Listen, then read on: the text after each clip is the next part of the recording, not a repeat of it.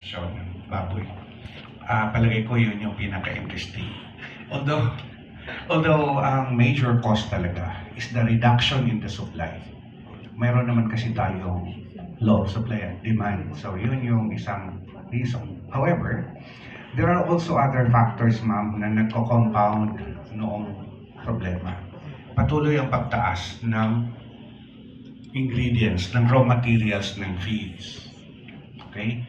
And part of our management of the ASF is the biosecurity measures implemented in several farms. In fact, I am happy to report to you that there are farms, big farms, na hindi sila tinatamaan ng ASF because of a very effective biosecurity system or program. However, may cost din kasi yung implementation of the biosecurity program.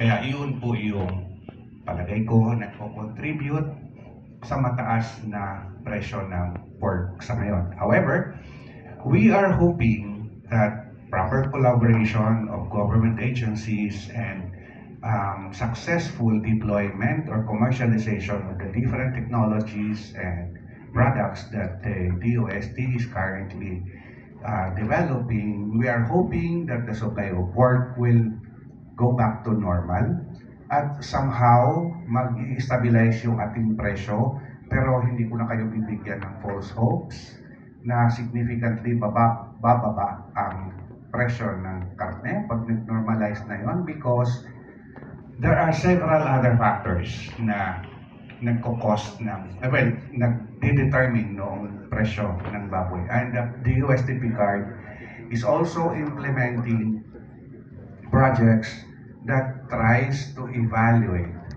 the marketing and distribution dynamics of our pork, hoping to make our marketing more efficient such that efficiency can be translated into some reduction in the prices of pork in the retail or distribution centers.